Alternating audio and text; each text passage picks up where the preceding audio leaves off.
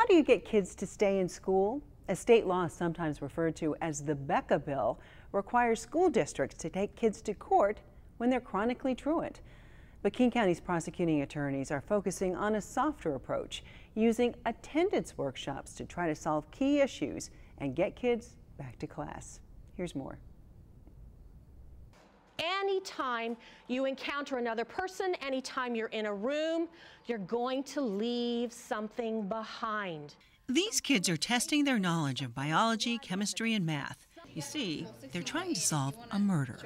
Well, this is a forensics class. Males have more defined. So I've just got what I call murder in a box, and they're going to work in investigative teams just to recall some of the information that they've had since September. I know what rigor is, but rigor starts. We do everything from fingerprints. We fume fingerprints, invisible prints in a fish tank. And we do all kinds of things with fingerprints. We talk about trace evidence. Maybe they killed two and people. buries them in the same. Teaching science through forensics. It's all part of Futures class at Juanita High School, a small class with creative, engaging curriculum designed to help at-risk kids stay in school. Many of these students have been truant, like 17-year-old Beto. Beto's parents are originally from Mexico. He often dances in his cousin's quinceañeras. Well, it's a tradition in Mexico when girls turn 15, it's like when they become a young lady, I guess, and they celebrate and they get a big party. Yeah, it's fun. It gets like a lot of things off your mind, and then it's fun to get together with like all my cousins, and we all do it together. This is so cute. Beto's mom works several jobs. Her dream, to have Beto graduate and go to college. Como para todos pueden agarrar un trabajo mejor y tienen un futuro mejor en su vida. That we can get a better job and just have a better future, period.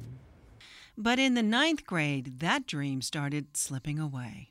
No, I just wouldn't come to school, and I just didn't care. Like I wouldn't wake up, and my mom would try to tell me to come, and I wouldn't listen, and I wouldn't come to school. He probably finished his sophomore year with somewhere around 3 credits, which at that point you should have 12. Like I would get kicked out of class a lot. I got in trouble with teachers a lot.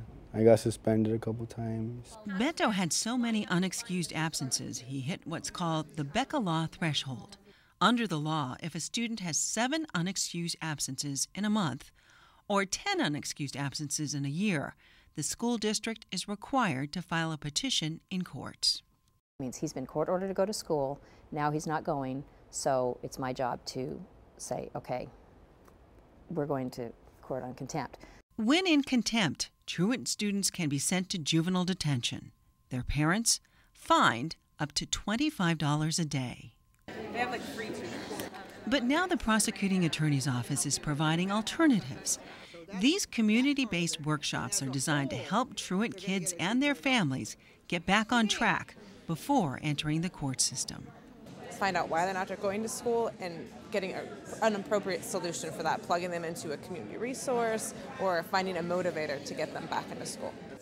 And as long as we get to the root of the problem and we find something to help address that problem, whether it's substance abuse, we have a lot of kids that have grief and loss issues. Maybe a parent has died, maybe there's been a divorce, or a student friend of theirs has been killed or has moved away. So we deal with a lot of issues that can be addressed through various forms of counseling. Giving them an opportunity to explain why they're not going to school and offering help to let them know that we do really care why they're not into school is a better process. The kids and their parents brainstorm a plan for moving forward. They sign attendance agreements. If the kids stick to the plan and stay in school, the court petition is dismissed. If they don't, they can end up in court and eventually detention. Beto's plan included counseling and Futures class. But several of his teachers recognized that Futures would be a really good possibility for him because it would be the only way to get him, give him the motivation to keep going, because he wasn't going to graduate. I was going to take advantage of this chance, I was more focused in school, and I don't know, I would just always think like later on it's going to pay off, so just do your work, pay attention and stuff. He's worked very, very hard this last year to change his life, to change his way of thinking, and to make things better for himself. Ah, now does that fit with the rest of your evidence? Yes. Yes.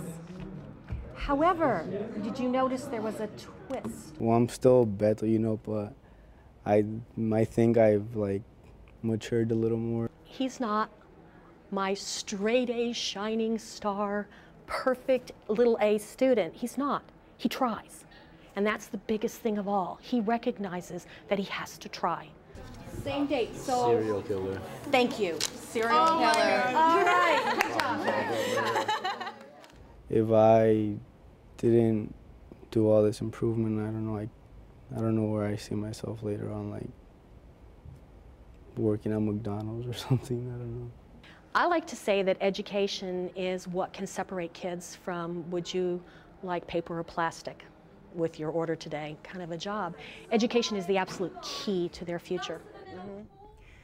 To find out more about the prosecuting attorney's attendance workshops, call 206-296-8845 or visit kingcounty.gov/prosecutor/truancy.